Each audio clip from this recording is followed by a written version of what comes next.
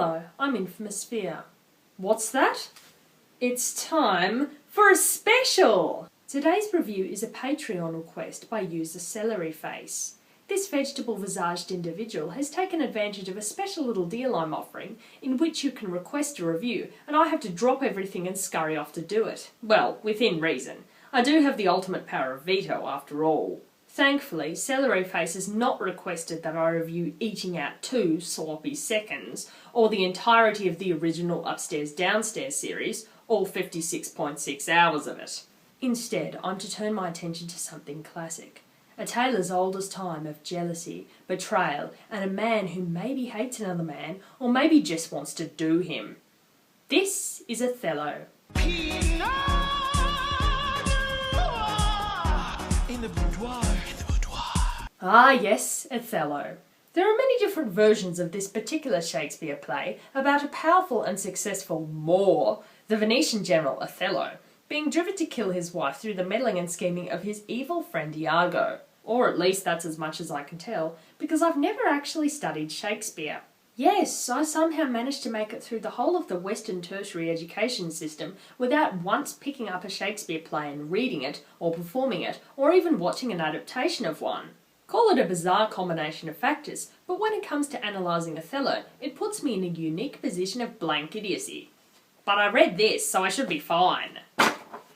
Anyway, Othello might not be Romeo and Juliet, but it's still more popular than, say, Coriolanus, and so there are several adaptations, many of which feature unfortunate levels of blackface. So today we're going to be avoiding any blackface, and instead looking at one of the other ones. The 2001 ITV adaptation, directed by Geoffrey Sachs. Ben Jago and John Othello are officers in London's Metropolitan Police when they are called to help dispel a riot over the death of a black man in police custody. The police commissioner selects Othello to try and cool down the crowd, believing that the mostly black rioters will relate better to a black officer. Alright, I know you're angry, but before you go ahead, I want you to stop, take a second, and look.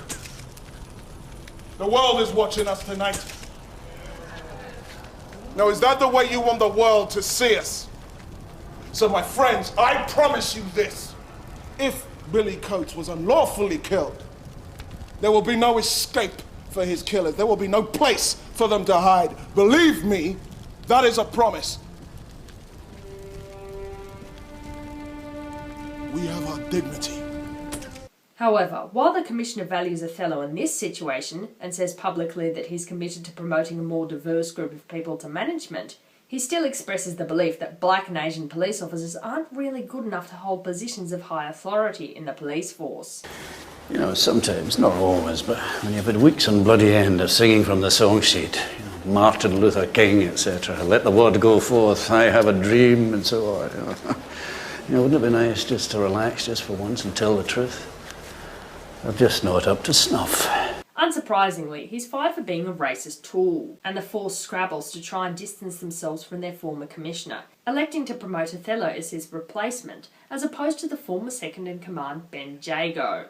This angers Ben Jago, who feels as if he was cheated out of a job that was owed to him. Well, anger might be too subtle a word. I know it should have been you, Ben! You don't run a police force with cheap PR stunts, but no, he believes any shit they lay on him. Suddenly he's the big man, up to his throat with fake, empty dignity. Christ, I could howl like a dog! What have I done? What have I done here? Should have been me! Should have been me! Jago then decides to destabilise Othello and get his revenge, primarily by undermining Othello's confidence in his wife's faithfulness and promoting unrest behind his back, trying to make Othello look like a rubbish commissioner and hoping that he'll go insane. Unfortunately, his plan works only too well, and Othello eventually cracks, doubting his wife Desi's faithfulness so much that he murders her in a fit of rage, and then commits suicide when he realises the seriousness of his mistake. Jago feels vaguely sorry about this for about 1 minute, and then gets his wish, being selected as a more stable choice for police commissioner. And that's Othello! At a first glance, the story of Othello really isn't that sophisticated or original. It's a relatively simple story of a man feeling jealous of another man, and trying to undermine that man's success by destroying everything he holds dear, namely his job and his wife. An evil person spreading lies and rumours about someone of good character and trying to destroy their life, all while pretending to be this person's friend? I wouldn't be surprised to see that story in a Lifetime movie. However, this wasn't surprising when you consider what kind of a playwright Shakespeare really was. It's easy to think of creative works from the past that use a different parlance, visual language, or follow a different fashion as being incredibly sophisticated and lofty, when in fact the works of Shakespeare, just like the average opera, were the popular entertainment of their day and contained many tropes and characters which would have been familiar and recognisable to contemporary audiences. The vast majority of Shakespeare's plays aren't even original stories he created out of whole cloth. Instead, they are based on pre-existing poems, folk tales, books, and vaguely researched historical facts. Many of them contain simple and universal themes that are still easily recognised and understandable to this very day. Now, this doesn't mean that I'm saying that Shakespeare was a poor poet, playwright, or dramaturge. There's a real art form in creating well-crafted and cleverly made popular entertainment. Why else do you think ABBA was so successful? But it does mean that the themes in Othello come across as simple and well-worn, certainly not a tale that is hard to understand, or one that suffers when removed from the context of its era. The last time I checked, racism and jealousy still exist. But quality of writing aside, why exactly am I talking about this particular adaptation? After all, it's not a period piece, no matter how gothic Othello's headboard is. Well, there's one reason. Tragedy, right? No other word for it. I loved him too, you know. Ah, there we go. This particular adaptation chooses to interpret Iago's jealousy as one born of passion. He isn't just jealous of Othello's success, and he doesn't desire his wife. He desires Othello himself. And Ben Jago isn't subtle about it, touching and caressing and joking with Othello in such a way that suggests self-conscious flirting. His undermining of Desdemona's character is pure nice guy jealousy. She clearly isn't good enough for John Othello. While he's in a relationship with Lulu, played by infamous queer regular Rachel Sterling, he doesn't seem that interested in sexually engaging with her, as we see in a strange scene where he brings her to climax and then doesn't want her to touch him in the same way. Don't you want to come? Not necessary. Well, none of it's necessary. Either Jago's just trying to fulfill some kind of obligation he feels he has, even though he isn't attracted to Lulu, or that exchange is just there so that Rachel Sterling can have another contractually obligated orgasm scene. No matter the reasons, Jago certainly doesn't seem as interested in her as he is obsessed and fixated on Othello. Don't talk to me about race. Don't talk to me about politics. It was love. Indeed, Jago's depiction as a malevolent spurned love interest ties in very well with the way the film treats the rest of its characters. No one comes out clean. In this work we have two protagonists who could be stereotypical villains. Othello might be the film's hero, the innocent, intelligent and successful good guy duped by his wicked colleague, but his negative traits don't really do anything to disprove pervasive racial stereotypes about animalistic sexual black men. You can do nothing here. He's like a wild animal. Anything could happen. Othello's greatest concern is the sexual purity of his wife. You think I'm having an affair with Michael, don't you? Are you? No. I've never looked at another man since I met you. You're the love of my life. I thought you knew that. Yeah, well, sometimes I don't know what to believe. He becomes jealous when he hears through a rumour that she had boyfriends and partners before him. And when he becomes angered over her perceived infidelity, he immediately reacts violently and without thought or moderation. He has no control over his sexuality or his violence. And while he might be the play's protagonist, he is easily duped and incredibly naive when it comes to advice from his good buddy Jago. Mike Cass is spending more time with her than you at the moment. You alright about that then? Why shouldn't I be? Well, the way he talks about it, you just feel he's enjoying his work just a little bit too much and... well... supposed to be a hell of a swordsman, Mike. While Othello might be a scary black man, threatening white men by stealing their women, Jago fulfills another negative archetype, that of the evil queer.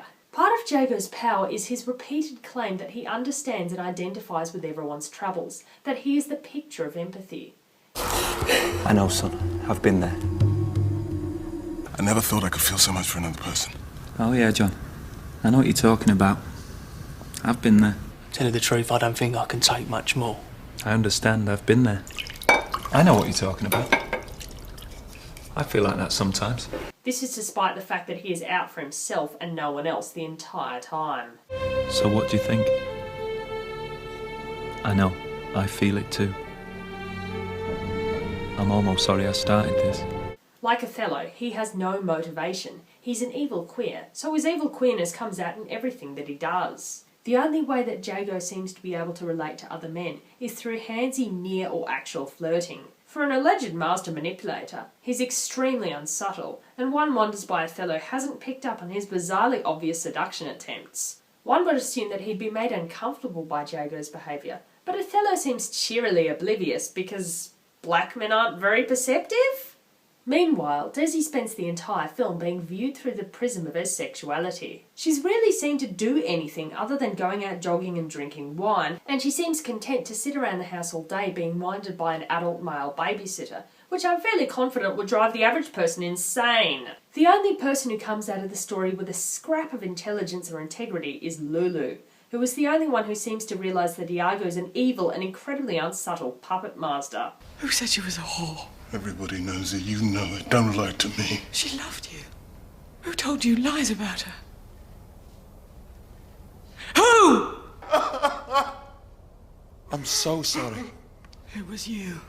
This is despite the fact that she professes to think the best of everyone. The thing is, I believed, and in a way I still believe, that there's something lovable about everyone, even when they turn out to be arseholes. But did Geoffrey Sachs spin these queer themes out of thin air, or is there evidence for gay Argo in the original text of the play itself? Naturally, everything is open to interpretation, and Shakespeare possibly more so than anything else. One argument for intentional LGBT themes in the play is Shakespeare's own identity and personal experience, and the nature of Elizabethan theatre itself. It's always difficult to say definitive things about the sexuality of people from the past, as much of the vocabulary used to refer to queer people hadn't yet been defined or invented. However, it's a common theory that Shakespeare was bisexual. Oh. Come on, we can have a good flirt later. Is that a promise, Doctor? Oh, 57 academics just punched the air. 126 of his sonnets, the vast majority of them, were addressed to the fair lord and expressed sexual and romantic desire. Unsurprisingly, many of the pronouns in these sonnets were changed by a later editor, John Benson, so that they appeared to refer to women. Others, such as Samuel Taylor Coleridge, tried their utmost to claim that the love in these poems had to be pure platonic admiration, despite the many penis-related puns that Shakespeare made about the male subject of these sonnets. Because we can't possibly have Shakespeare being queer, no matter how good of a rhyme it makes. However, and I say this without having read the original play, if Shakespeare intended Iago to be a queer character, he is most certainly a villainous one. This could have been a defence, much like that employed by production code Hollywood and early queer pulp fiction. You can have your character be as gay as a maypole, but they have to be either a harmless non-sexual powder puff, or they have to be shown to be wicked and then get their comeuppance. I never meant it to end like this, John. I trusted and I loved you. I loved you.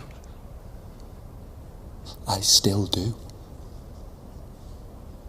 I always will. But here's the key thing. Iago doesn't get his comeuppance. Through his wicked ways, Iago wins. So is this a good thing? Is Shakespeare saying that gay men deserve to be successful at all costs? For some, including the aforementioned Coleridge, noted homophobe racist and author of unfinished poetry, this might have been seen as something of a victory. For at least Iago was white. Better a white gay guy than a black guy in an interracial relationship, right? Because at least the white guy looks the same as you. So, this film's version of Iago is gay. Fair enough. But what this adaptation doesn't explore is why Jago remains closeted. He works for the Met Police, which has been named as one of Britain's most gay-friendly employers. It might be more convenient to pass himself off as one thing, while desiring or intending to do another thing entirely, or it might just be another indication of his general duplicitous nature. Then again, on closer inspection, it looks like homophobia exists just about everywhere, and when you consider that Jago's superior, the Commissioner, was a secret racist, as were many of his colleagues, It's not out of the question that they could be secret homophobes as well. Damn you, Metropolitan Police. You disappoint me. So, Iago's sexuality aside, is this adaptation any good? I can't really compare this to other adaptations of Othello, or the original play, because this is my first experience of the story. It's alright. Sure, it does feel more like a television movie than anything particularly cinematic, and compared to another tale of masterful manipulation, The Servant, Jago's tactics are hilariously unsubtle, and one wonders how they could have ever worked. And his endgame is so obvious that it'll never be as frightening or threatening as Barrett, even if his weird flirtatious manner and lack of understanding of personal space might make some men feel uncomfortable. However, this adaptation does have some interesting touches. There's a few nice hints of an Elizabethan aesthetic, and it's entertaining to see Iago's soliloquies translated into a frenetic ranting at the camera, like Frank Underwood after he's drunk 10 cups of coffee. But the story remains simple, even if it does include Nazi forums and DNA tests, and this version doesn't really give Desdemona much to do. This is partly to do with the fact that Desdemona is widely acknowledged to suck as a character. She's got nothing on Iago, who could be said to be the true protagonist of the story. All the actors are decent, but most of the characters are bland. Othello is decent, although he's got some obvious anger management issues, but the fact that he doesn't seem to realise that Jago is obviously trying to stir him up makes him come across as incredibly stupid. Lulu and Desi's alleged lover Michael Cass are reasonably well played, but the real reason to watch this is for Christopher Eccleston's amazingly hammy performance. Jeremy! I love you, John, I did. Good, when you were comfortable halfway down the greasy pole with your tongue the level of my arse. But now, how can I love you now? It's rare for an actor to get the chance to play someone so obviously gloriously evil outside of being a Disney villain, and Eccleston seizes the opportunity with both hands. The performance is really just a far less subtle version of Bogart's performance in The Servant, which might be a bad thing, or it might just be a very entertaining thing. Dundee cake. My little weakness. I'm just disappointed that Eccleston's one confessed weakness was Dundee cake, and not Eccles cake. The film brilliantly addresses many racial concerns that still exist today, particularly around the police. You ask me, do we live in a racist society? Yes, obviously. So what can we do about it?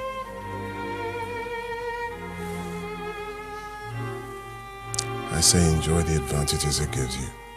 Much of the through line of the narrative is Othello and Jago's investigation into the death of a black man in police custody, and how the crime was obviously racially motivated, and how Othello is seen as someone with so much more to prove because of his status as a model minority, a successful and educated black man in a position of power. There's also the theme of white men feeling threatened by a black man's sexuality, with Jago harnessing that fear and the desire to return to the natural order of things in order to displace Othello. He said, "Hey bitch, you come to suck me?" And he got it out, started sort of waving it at us. Hold on, Alan, when you say he waved it, what exactly do you mean? What was it he was waving? His penis, sir. I'm not sure I'd wholeheartedly recommend that everyone rush out and watch this, but certainly if you're studying the play, it's an enjoyable enough watch and might be an interesting interpretation of the original work. But is it homophobic? Not really. Jago comes across as so weird that you'd be very unlikely to interpret him as a straightforward depiction of a gay person, so he can't really be dismissed as being offensive to queer people, particularly as Othello's eventual downfall isn't entirely due to Jago's manipulation, but more to do with his inability to control his emotions, and what could be described as sheer stupidity. So that was Othello. And now, if you'll excuse me, I've got to go. There's a glass of cake and a slice of red wine with my name on it. Black boys are nutritious. Black boys fill me up.